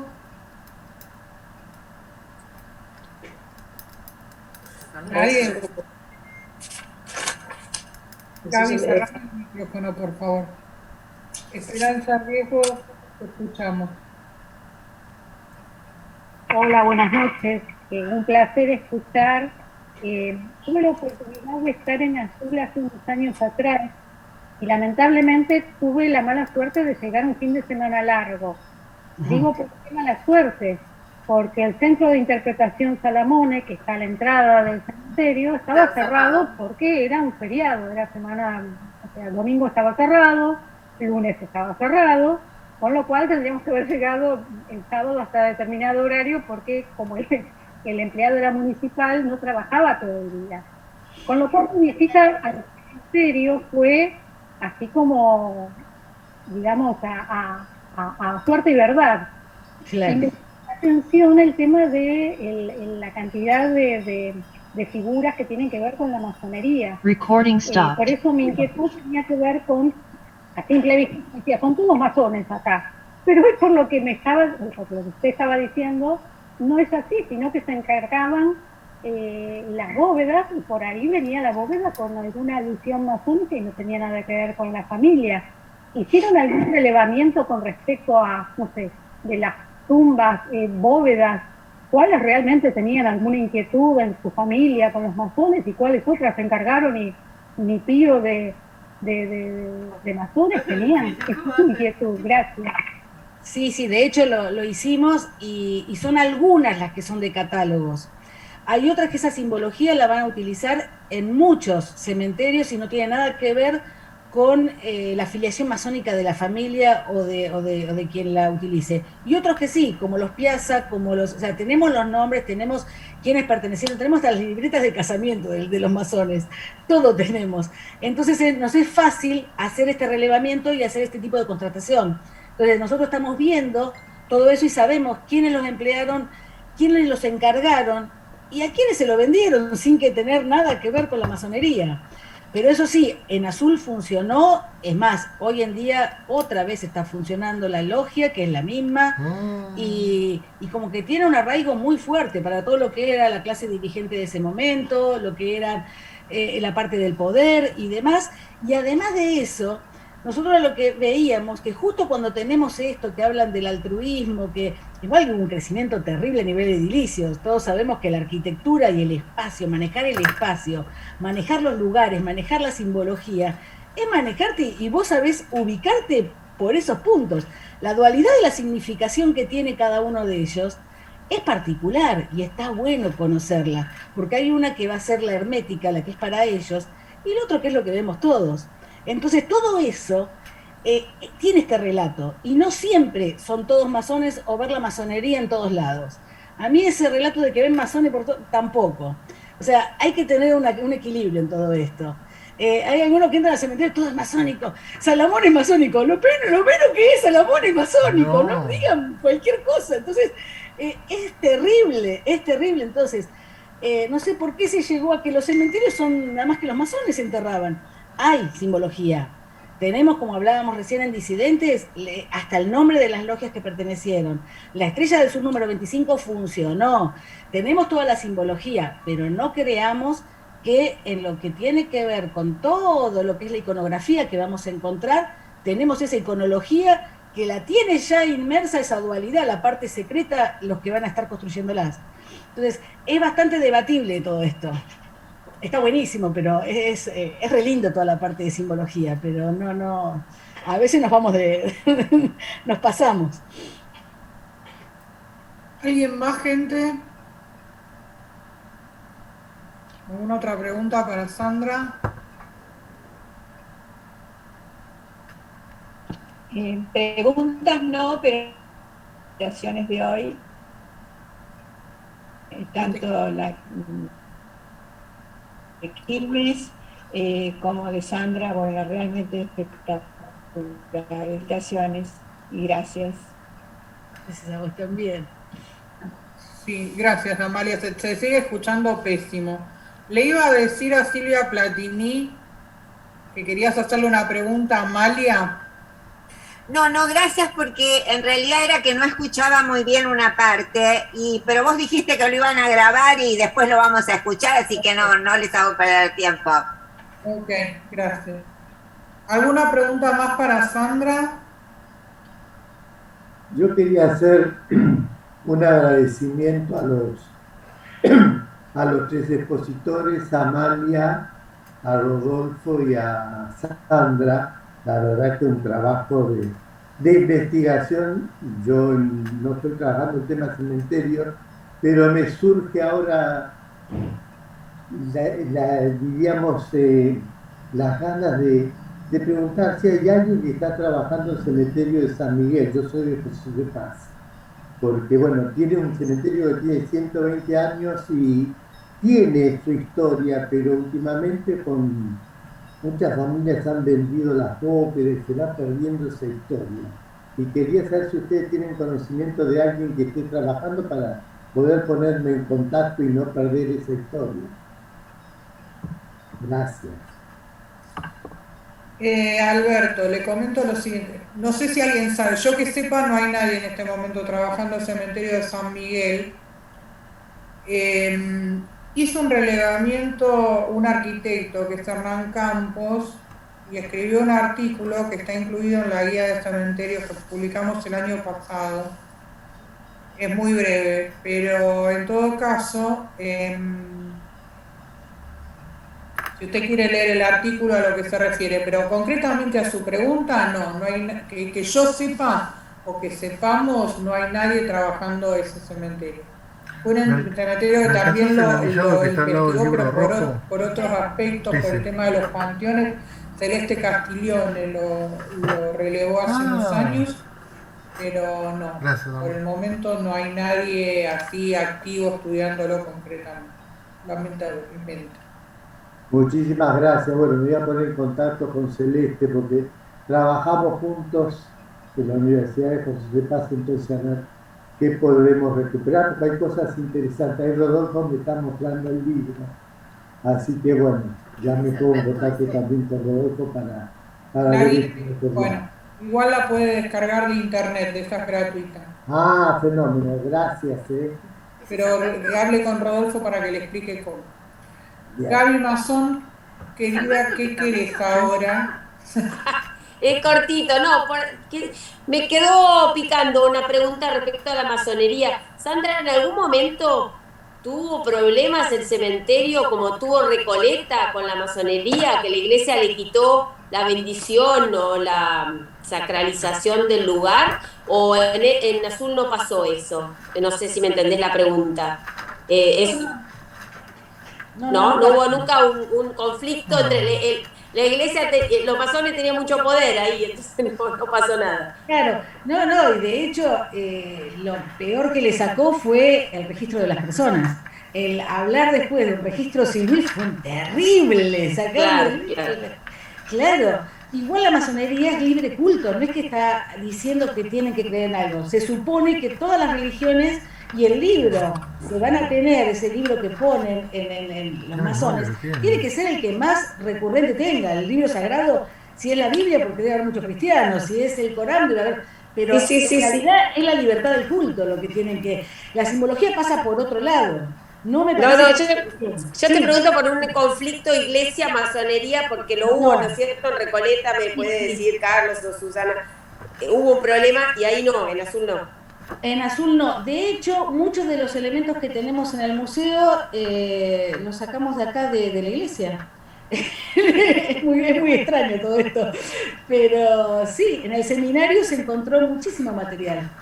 Que ahora cambiaron o sea, hay muy pocos chicos que están estudiando para cura, y hay uno que está con el tema de los archivos y ha encontrado un montón de cosas y de gente de acá. La cual te estoy ahí en la búsqueda para que me la den, pero todavía parece que estamos ahí. Gracias. No, nunca hubo problema.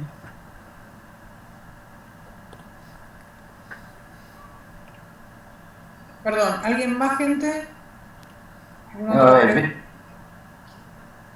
Dale, Carlos. Breve, licenciada Sandra Dan, genial lo suyo, genial Rodolfo y Amalia, que ya disfrutaremos un poco mejor con la grabación, pero la Santísima Trinidad realmente muy bien, y un coronamiento con una resurrección con Sandra genial. Una simple pregunta, porque nombró al arquitecto Ders. Sí. Ders tiene mucha obra civil en Buenos Aires, por eso quería preguntarle si lo que no llegué a comprender bien es si hay familia, o sea, si él se queda en azul, eso era lo concreto. Él tiene su estudio en Buenos Aires y también en azul. De hecho, acá tiene muchísima familia y todavía hay mucha familia. Y son todos inmigrantes franceses. Cuando recién hablábamos de la primer bóveda que se encuentra, que son de los Rivière, son parientes. Y también está, y la mayor cantidad de obra acá ha hecho, desde el Gran Hotel, el Cine San Martín, los Petit Hotel, debe tener no menos de 10 Petit Hotel de lo que es la calle Bolívar, todos proyectados por él. O sea, tuvo mucha influencia. Lo que fue cambiando sí fueron sus socios. Primero era Ders, Devoto y López Cabanilla. López Cabanilla muere muy temprano, entonces siempre se ve Ders, Devoto. Pero después está solo y después se vuelve a asociar con Barbieri. O sea, como que fue cambiando, pero siempre estuvo abierto su estudio en Capital y su estudio acá. De hecho, muere muy joven y muere en Capital. No tenemos acá los restos del arquitecto Blas Ders. Sí, tiene mucha obra en Buenos Aires, mucha obra privada. No, quería simplemente saber eso y bueno, le debemos a un Ders, que no sé si viene de ese Ders o de otra rama, que salvaron un día la puerta de la boda de Petronila Rodríguez, la que edifica el Ministerio de Educación, la que hace la donación para Escuela de Niñas, y que un día, bueno, se había modificado la bóveda de Petronila Rodríguez y la puerta había ido a parar a un container. Entonces pasó el arquitecto Ders y me dijo, Carlos, esa puerta, y yo no sabía de lo que hablaba, y entonces, bueno, se llevó la puerta y la tiene en un espléndido pulmón, en una pared, en su casa, la puerta de Petronila. Así que, bueno, hace honor al apellido y al buen gusto. Bueno, muchas gracias nuevamente. No, gracias. ¿Alguien más, gente? ¿Preguntas? Bueno, yo solamente quería saludar a Amalia y a Sandra. Muchas gracias y bueno, nos veremos en la próxima. Bueno, Rodolfo, igualmente. Bueno, perdón, ¿querías decir algo, Sandra? Gracias. Era agradecerle nada más a Rodolfo y a todos ustedes. Bueno, vamos a entonces empezar a hacer el cierre. Nosotros nos vamos a encontrar, bueno, el cuarto domingo de agosto nuevamente con este ciclo y en el medio vamos a tener una disertación, esa disertación que nos viene prometiendo la arquitecta Ana María Almeida, actual directora del Cementerio de Concepción del Uruguay. La vamos a tener, no me acuerdo, entre el 15 y el 19, un jueves. Así que bueno, estén atentos a las publicaciones. Y bueno, les agradezco a todos por habernos acompañado, muy especialmente a los disertantes que se han tomado tanto trabajo. Realmente, eternamente agradecidos porque se nota que han trabajado muchísimo. más allá de que uno recorte de otras cosas y qué sé yo, igual hay mucho trabajo acá. Así que bueno, muchas gracias a todos. Y si les parece, abrimos micrófonos y aplaudimos, ¿no? Muchas gracias. Suerte que te grabaste. Gracias a todos. Nos vemos próximamente. Gracias, María. Gracias. Gracias. Gracias. Gracias.